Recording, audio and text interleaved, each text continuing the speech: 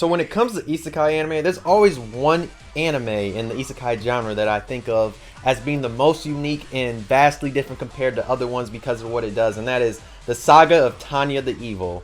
Now, the reason why I think Tanya the Evil is unique is, one, it takes place in a World War I type of, I guess you'd say isekai fantasy-ish world, even though there is a little bit of fantasy in here sprinkled because in this world you have mages that have, magic and all that, so a fantasy world. And that's different than a lot of other ones. Because, majority of isekai, they take place in some fantasy world, has all these fantasy creatures, stuff like that. But in this one, this is straight up World War I type of era, just with mages in it. That's literally the difference. Then they just have that. And the other thing is just, Tanya herself is very unique compared to a lot of other characters. One of the main reasons why is she's way more serious, and Tanya is a little girl that is a demon compared to all these other characters. And I guess the main reason why you could say she's really acts the way she is one, in her past life, she was not one of these weirdos that gets transported, that's never been with women, all this other type of things that we have in typical isekai. Wasn't somebody that was overworked or workaholic and they die and they get reincarnated. None of those. She was literally dead ass a guy that enjoyed firing people. He worked in a company, he had a good position in a company. He was more of an asshole. That's the main reason why this transfers into Tanya being such of, having black Air Force energy all the time. That's why it transfers that well, and why she just stands out as this ruthless character. And even in that one show, when you have people like Cosma, Overlord, you have all of them together. If you look at it, you see who Tanya is hanging out with. She's hanging out with another demon, and she's friends with other people like that are demons. You see that even in that show, they show that where she'd be. And you see when she messes with Cosma too in that show, it shows that yeah, she is a demon, because one, she's way more serious, and she takes shit way more serious than a lot of other ones. Because if you look at her, she's out of all the other isekai characters, she's a little girl, but acts like everybody has to look up to this little girl that's literally a commander-ish, whatever. I forgot exactly what she is, in their stance in their military, whatever. And you just it's so unnatural to them. It's very different than all these other ones where you have them being adventurers, making medicine, stuff like this, going on adventures. All this other ones is just nah, she's in the military and she's a badass and she's very crazy. Yeah, and the other thing that I find very unique is the way that she gets reincarnated. One, she literally in her past life, she gets basically pushed off and about to get hit by a train because the person she just fired literally was yo, fuck you, I'm gonna kill you. But then you find out that it's really this person called Being X, who is a god.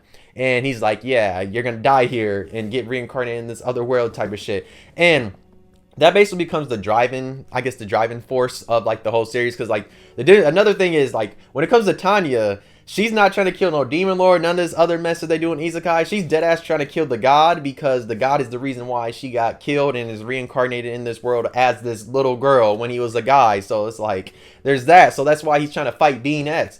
And another thing is, a lot of isekai characters, they're OP and all this. Tanya's OP, but it's at a cost, because if she really wants to use her full power and all this stuff, she has to basically pray to the being that she does not like, and she has to do that. And that's the only way she can basically use all her magic powers at full capacity and stuff like that. And she rejects that shit, but then she has to use it at certain times. And like I said, if you read the light novels, it'll go way more in depth than the anime when it comes to that part of her having to pray and all this other stuff to use all this flight and magic and all that type of stuff. But still, that's unique in my opinion, because she has to basically pray to a being she does not like, and a being that she's trying to basically go against. And even in the in the movie, even with that, when there's another person that the god Being X puts his powers a store, and you see she has to fight against somebody that also has kind of powers similar to her. So it's not even Tanya's the most OP person in the whole series, because trust me, she struggles at times when it comes to certain parts in the war.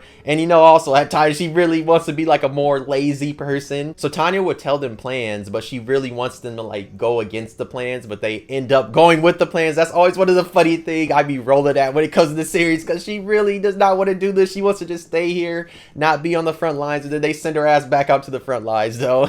Another thing is, we see Tanya as a baby. So we see her as a baby all the way until, I think in the series, she's like 10 years old, somewhere around there. But if you compare that to other isekai, like I know there's another popular isekai where we see a main character as a baby and we get to see him to like 10 or 11, but you know, he's a horny main character the whole time in majority of the show. But you know, Tanya is serious like from the get-go, because once she actually was not a weirdo in her past life. That's one of the things I actually do not find interesting. She was not like a weirdo or a super nice person. It was just more like she was an asshole compared to like any other isekai characters. All the other isekai characters, you look down the list, majority of them, they fall in the lines of maybe teenager that was having horny hormones, super weirdo, but he has a good animation so people look past it. Then you have like certain characters that die. There are certain characters that have died like from like being in the hospital, you know, get hit by trucks, stuff like that. You have people like that that were sick, I'll say. And then you add people that overworked. There's a lot of people that get overworked. You have people that do get taken out, because like in Slime, he literally like say he was more like a nice person in Slime. So I'll say he was more of a nice person in Slime. But like I said, there's always like a list of them, and like Tanya's just the one that always stands out to me, because it was like he was an asshole. Tanya in the past like was an asshole. Like, compared to other isekai characters, yeah, they all had some wrong problems, but Tanya was an asshole. And, like, there's no stupid, horny fan service type of BS that is in here, because this is a more serious one. Of course, I mean, they're in war, so, I mean, it should be more serious. So, we don't got none of that BS fan service or, like, main character being super horny for whatever female character is on the screen. We don't got none of that BS harem stuff. So, like I said, Tanya's a more serious isekai. Animation is really good. I can't wait for Season 2, because Season 2 is going to be fire, and I can't wait, because... oh, y'all not ready for Season 2, because, yeah, people are not ready for Tanya, especially in the anime atmosphere we're at right now. Yeah, people are not ready to see a actual really good isekai for the first time in a while, because we finally got Overlord this season, and this is, like, when the anime's popping right now, you know, super popular, so, like, people are seeing Overlord, you know, that, and Overlord's all over, but I can't wait for Tanya, because Tanya's another dope one. It's, like, when it comes to, like, good isekai, Tanya's up there, because it's really dope. But yeah, I just like how Tanya just stands out as being vastly different compared to every other isekai. That when it comes to good isekai, to me, it has to do something to make it stand out to be different. And if it doesn't, then it just follows the rest of them, and it just falls in like the pile of like, oh, I've seen something like this before. Where it comes to Tanya, I'm like, oh, I have not seen something like this. When it comes to the isekai genre, I'm like, oh, I haven't seen nothing like this before. I'm like, oh. I was like, oh, a crazy demon child, basically. I was like, because she's hella crazy. I'm like, yeah, because them smiles and all them faces she making at times, I'm like, oh, yeah, this little girl is scary. She's scaring the shit out of them. And the way that she goes into battle with these strategies and all this other stuff, at times, I'm just like, imagine just seeing a little girl just take charge and, like, leading this battalion into war. That's, like, some crazy stuff just to think about, but... yeah, the Saga of Tanya the Evil is really dope. Can't wait for Season 2. Season 2 is going to be phenomenal. And like I said, it's one of the most unique isekai. It does so many different things, vastly different compared to all these other ones, because it doesn't follow that traditional Fantasyland BS that I get tired of seeing all the time, and all that, you know, harem, had to have some type of main girl on here. It's like, nah, we just straight here for the action, showing our characters a badass and all this other stuff.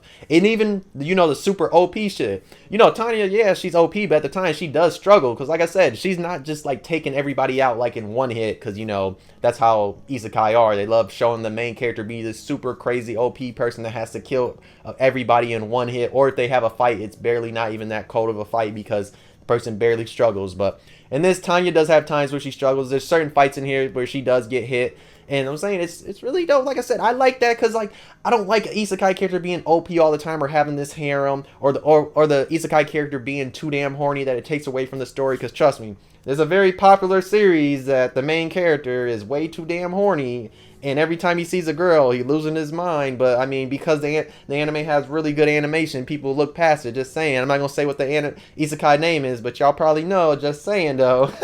But yeah, Saga of Tanya, really dope isekai. I can't wait for Season 2, like I've been saying. But like I said, if you've still not seen Saga of Tanya, go watch it. Saga of Tanya the Evil is really one of the most unique isekai ever made, in my opinion, because it does stuff that is vastly different than all these other isekai that does all the same copy and paste shit. And this one stands up. This stands in like the upper echelon, I would say, of isekai, of ones that are really good, that stand out. Because for isekai to be really good, it has to stand out and do something different. And this one does that, and it does something very different, in my opinion, though. But yeah, if you're new, why not subscribe? You enjoyed the video, why not like? If you did, you could dislike, subscribe, you really enjoyed. But yes, Saga of Tanya, amazing anime. Season 2 is going to slap when it finally comes out. If you've not seen it, go watch it has one season, a OVA, and a movie. Go watch it. Trust me, it's an amazing watch if you've not seen it. If you have seen it, let me know how you feel about it in the comments, because, like I said, it's one of the most unique isekai, in my opinion, compared to all this other trash that, I guess not really trash, but all these other ones that follow the same old shit. Maybe they might make it a little bit different, but we all know the good ones, and we all know the bad ones, though. But, yeah, thanks for watching. I'll see you in the next video, though. Bye!